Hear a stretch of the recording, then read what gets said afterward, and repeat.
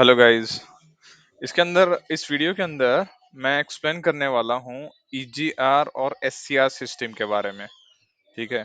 ये दो टेक्नोलॉजीज हैं, वो यूज की जाती हैं पोल्यूशन कंट्रोल करने के लिए, मोस्टली इन स्टेज 5 और BS6 इंजन्स। ठीक है। तो मैं दोनों वन बाय वन एक्सप्लेन करता हूँ इस वीडियो के हेल्प के साथ। ठीक है। तो हम पहले जाते हैं एससीआर के सिस्टम के साथ। ठीक है। Let's start. सिस्टम सबसे पहले स्टार्ट होती है वर्किंग इसका एयर क्लीनर से। ठीक है। फ्रेश एयर जो है वो एंटर करती है एयर क्लीनर में, और जो भी डस्ट और दूसरे पार्टिकल्स होते हैं वो क्लीन होते हैं, और क्लीन एयर जो है वो पास की जाती है आगे। वो जो क्लीन एयर है वो एंटर करती है टर्बोचार्जर में। टर्बोचार्जर के कंप्रेसर सेक्शन में एयर जो होती है वो कंप्रेस हो जाती है, जिसकी वजह से टेम्परेचर जो है वो बढ़ जाता है। वो टेम्परेचर जो बढ़ जाता है एयर का, उसको कूल करना जरूरी होता है। क्यों? अगर हम उसको कूल नहीं करेंगे और डायरेक्टली उसको कंबशन चेम्बर में डालेंगे, तो उसकी वजह से बहुत सारे इश्यूज क्रिएट हो सकते हैं, जैसे प्री मैच्योर कंबशन हो गया, नॉकिंग हो गया।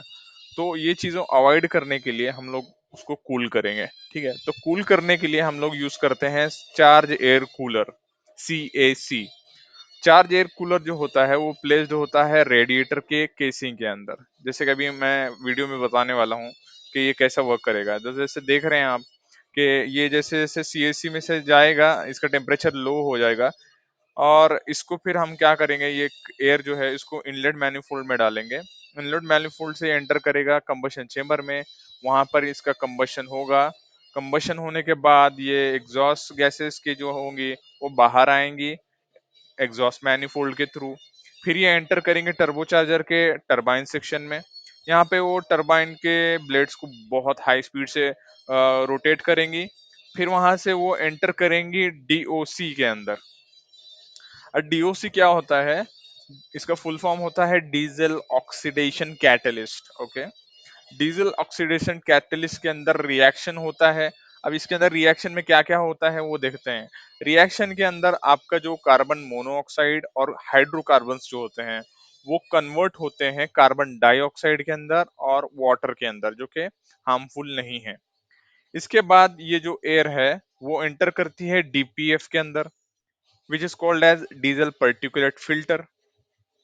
डीजल पर्टिकुलेट फिल्टर का मेन वर्किंग है डीजल पर्टिकुलेट मैटर को कंट्रोल करना। डीजल पर्टिकुलेट मैटर जो है वो बेसिकली अनबर्न्ड गैसेस हैं या अनबर्न फ्यूल है। ठीक है। जो बर्न नहीं होता है, जिसकी वजह से उसके एक लेयर जैसी बन जाती है, जो कि हार्मफुल होती है ह्यूमन हेल्थ के लिए। तो इसको एटमॉस्फेयर में हम लोग जाने को नहीं दे सकते हैं, तो इसके लिए एक फिल्टर लगाया जाता है जिसको हम DPF कहते हैं। ठीक है। जो अभी आप वीडियो में देख पा रहे होंगे, जो ब्लैक ब्लैक जो मैटर है वो पर्टिकुलेट मैटर है, और जो व्हाइट एयर है वो क्लीन्ड एयर है। ठीक है। तो इसके बाद क्या होता है, ये जो एयर है क्लीन होने के बाद वो एंटर करती है मिक्सिंग चेम्बर के अंदर। मिक्सिंग चेम्बर के अंदर क्या होता है, जो एग्जॉस्ट गैसेस हैं वो अमोनिया के साथ मिक्स करते हैं। अब अमोनिया कैसे उसके अंदर प्रोड्यूस किया जाता है? तो बेसिकली यूरिया जो होता है वो पानी के साथ जब मिक्स होता है तो NH3 प्रोड्यूस करता है। तो वो NH3 का जो सोल्यूशन है वो स्प्रिंकल किया जाता है एग्जॉस्ट गैसेस के ऊपर। ठीक है। जब ये मिक्सचर मिक्स हो जाता है तो ये एंटर करता है SCR के अंदर, जिसको कहते हैं सिलेक्टिव कैटालिटिक रिडक्शन। इसके अंदर फिर से रिएक्शन होते हैं।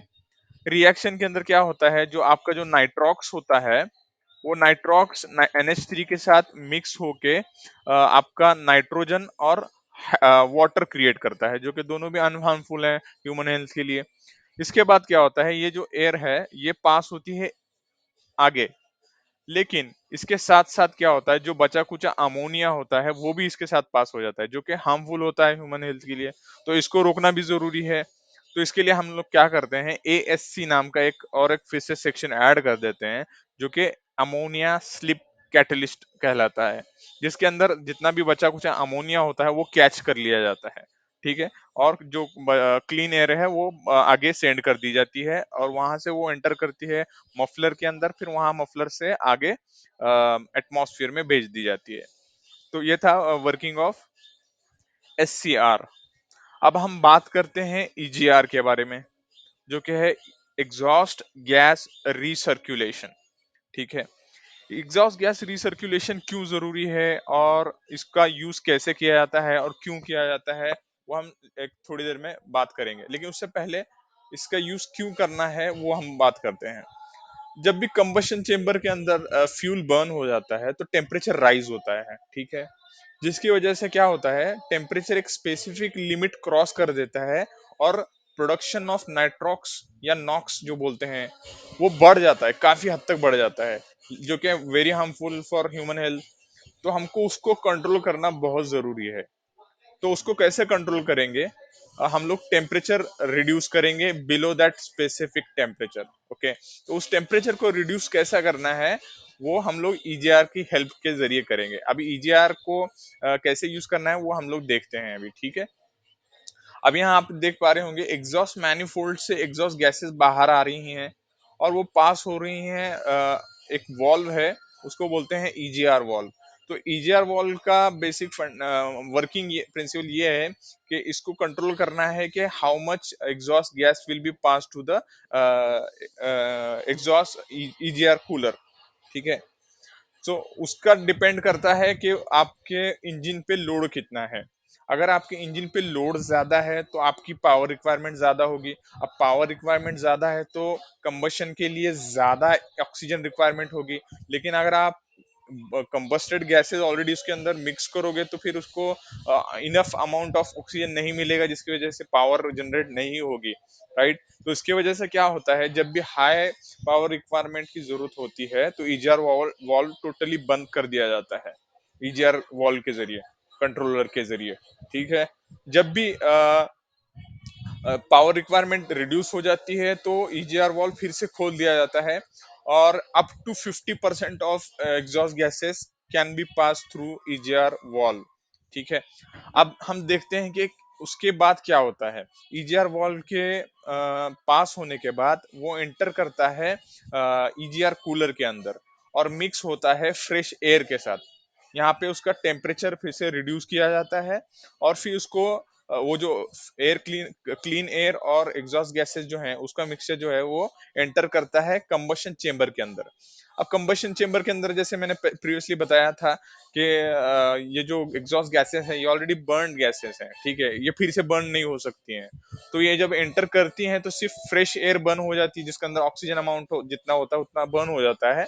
और जो ये बची कुची जो एग्जॉस्ट गैसेस थी ऑलरेडी, वो टेम्परेचर को एब्सॉर्ब कर लेती हैं। कंबशन का जो टेम्परेचर था उसको एब्सॉर्ब करने की वजह से टेम्परेचर रिड्यूस हो जाता है, जिसकी वजह से नाइट्रॉक्स का प्रोडक्शन कम हो जाता है। लेकिन बिकॉज हमने टेम्परेचर रिड्यूस किया है, पर्टिकुलेट मैटर का प्रोडक्शन बढ़ना शुरू हो जाता है, ठीक है। तो पर्टिकुलेट मैटर को कंट्रोल करने के लिए हमने ऑलरेडी डीपीएफ यूज किया हुआ है, ठीक है, वो है डीजल पर्टिकुलेट फिल्टर, ठीक है।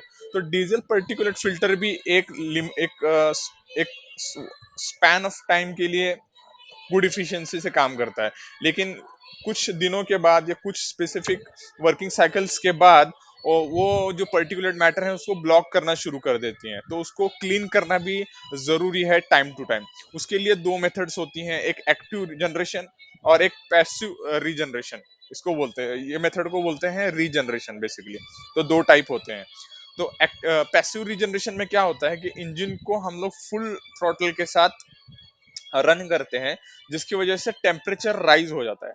अगर टेम्परेचर 600 के अबव चला जाता है तो जो जो पर्टिकुलेट मैटर है वो बर्न हो जाते हैं और कन्वर्ट होते हैं एशेस के अंदर, ठीक है। ये एक मेथड है।